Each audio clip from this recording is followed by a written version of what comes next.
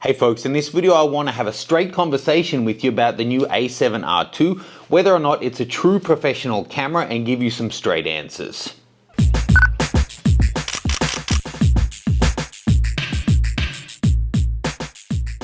So folks, this is something a lot of people talk about. Is mirrorless really up to the job? Is the A7R II the first camera that's truly at the professional level, or is it still not really there? I've just come back from a 6-week trip. I was traveling through Thailand, Bhutan, Mongolia and Korea, through all kinds of different conditions, and I used the A7R II for the whole trip and took tens of thousands of frames, loads and loads of video with it. In this video I'm going to go through and do 4 things. First of all, I'm going to talk to you about what does it mean to be professional, also what do you need in terms of professional equipment. Then I'm going to talk to you about specific examples that happened on our trip and how one of them actually died. And fourth, I'm going to show you images that I took with the A7R II interspersed throughout all of that.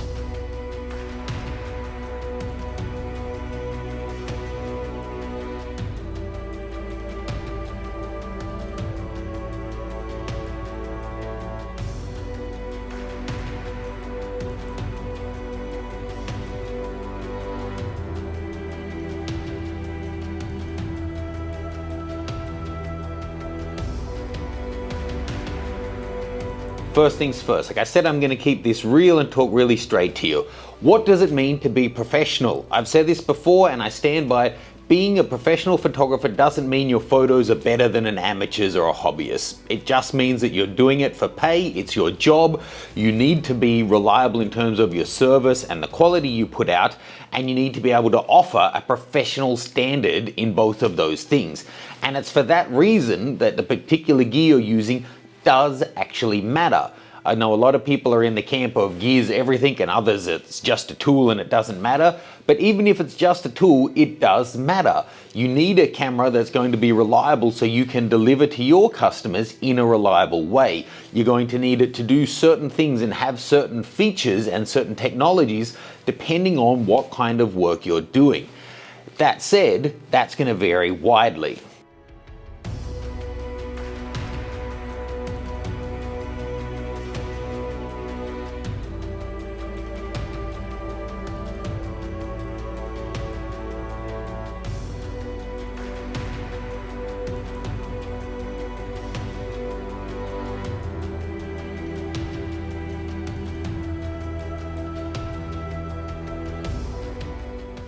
So, does the A7R II stand up to the requirements of professional work?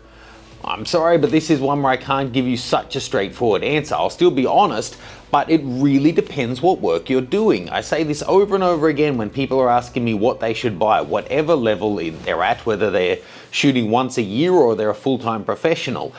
You need to look at what you want, what you need, what your budget is, what kind of specs and features and output you need, what kind of client you're servicing, what kind of files you need to be delivering, what your, if I didn't mention it, your budget, and what you currently own. And above all of that, because you could have 2 people who both have exactly the same, both say they're shooting portraits for magazines, they both have a 6-figure budget, they both this and this. The big question you then need to ask is, how do you like to shoot?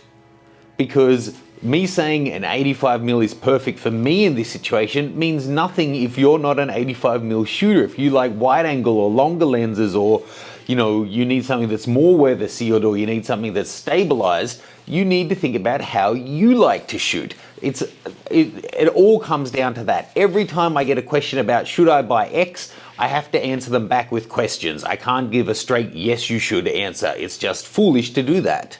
So assuming that people are actually thinking about what kind of work you can do with this, what kind of results you can create, rather than just the title professional, let's run through it. If you need really high resolution so you can print large prints or billboards, yes, the A7R II is good for that. If you need 4K video, yes, it's good for that, but not at the highest quality. There's far more high quality 4K video options out there.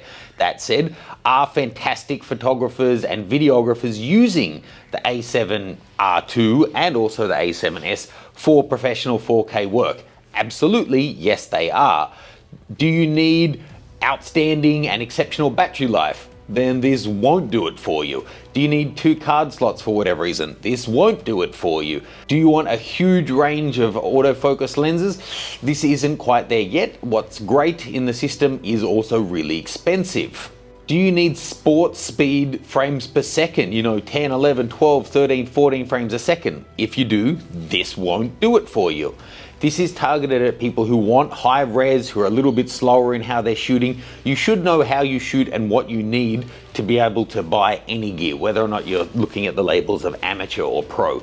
And the big question for me here is it rugged? Is it reliable? Is it tough? Is it weather sealed? All of those questions. To talk about that, let me first show you a couple more images, then talk to you about what happened on this trip.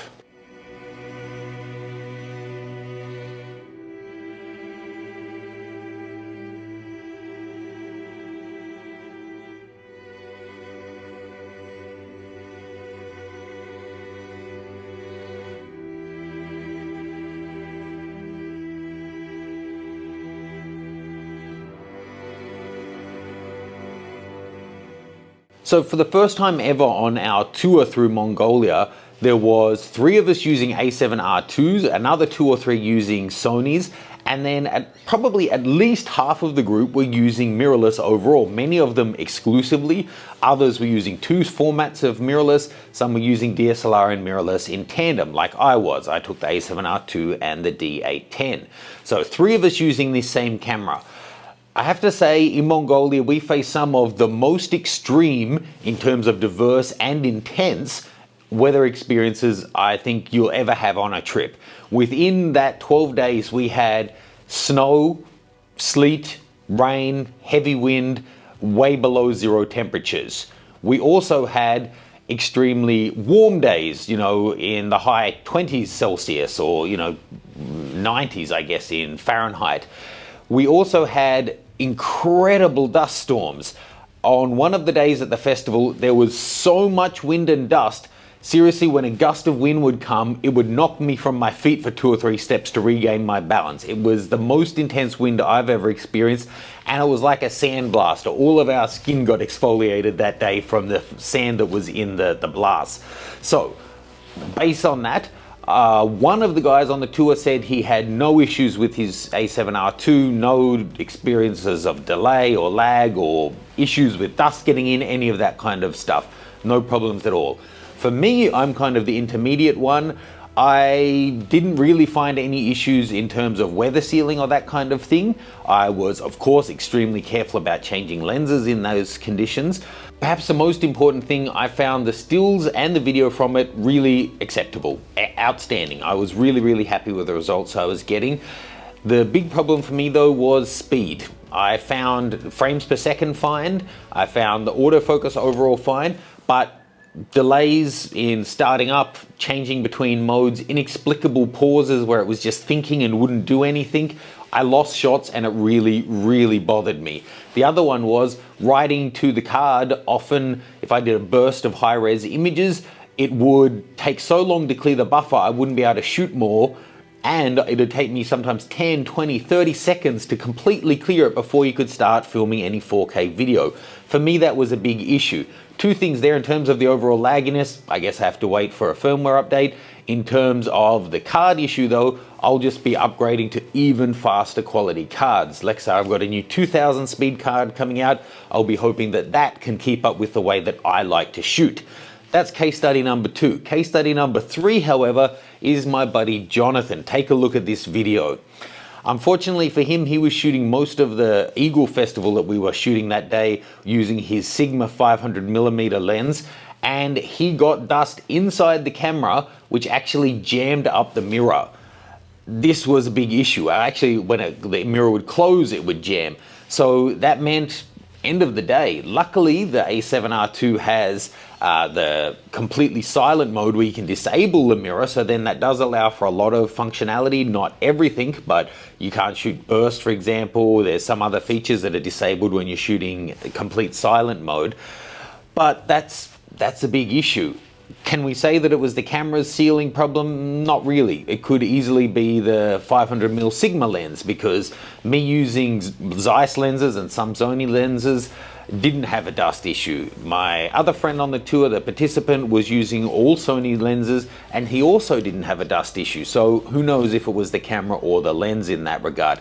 And I should also point out, it wasn't only the Sony that went down on this trip. One of the guests had a Panasonic, what is it, an FZ1000 with the Leica lens, like a super zoom bridge camera. That got dust inside the lens mechanism, and when you turn it on, that needs to move out to initialize, and it got jammed and it also couldn't start up. And a couple of people found, well, you know, cleaning solved this, but that the high winds and the dust made a lot of the zoom functions a little bit crunchy and focus rings a little bit crunchy because of the dust that had gotten in there. By, you know, a day later and a bit of blower action, they were cleaned up, but it was just extremely, you know, extreme shooting conditions. I think for 99.9% of people who are shooting occasionally, you'll never experience things like that, especially not within a 1 week period. It'll be very unlikely. For professionals, it really depends. If you're in the studio, weather sealing isn't a big issue. If you're shooting in a dust storm or in the Amazon, it's a huge issue. If you're in Asia or parts of the world like that, then humidity is going to be an issue. Anecdotally, I heard of a professional photographer at Burning Man, the festival in America, where they had huge dust storms, who wrote off 3 Sony bodies because of dust getting in there. So it's something that you just need to be aware of. And on top of that, my Nikon D810 compact flash card slot went out of action. Haven't diagnosed it yet. I think one of the pins maybe has become inactive. It happened whilst the card was in there though, working, then stopped working, so it wasn't a matter of just putting it in on a funny angle and getting bent.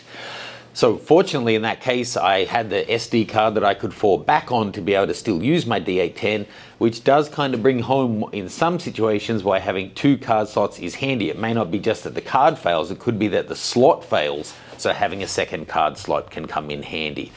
At the end of the day, let me reiterate it for the 1000th time if you've been following this channel. What is appropriate equipment, what you should buy, is going to depend on how you shoot, what you shoot, who your clients are, what your end use is, above all else, how you like to shoot things and your budget. There's nothing wrong with buying gear that brings you joy, that you love using, that creates lovely results, that you find satisfying, even if you never shoot a piece of paid work in your life.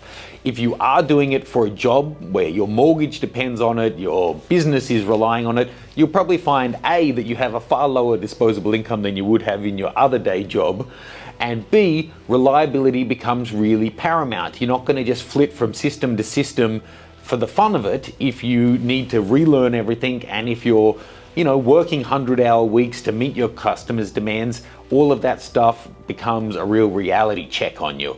So think about how you shoot, what you shoot, and what's going to work for you. Love to hear your thoughts, love to hear your experiences with the A7 series. Also, what you found in terms of the different issues I spoke about with the different systems you shoot with, whether they're mirrorless, DSLR, or whatever. Thanks guys, I'll see you soon.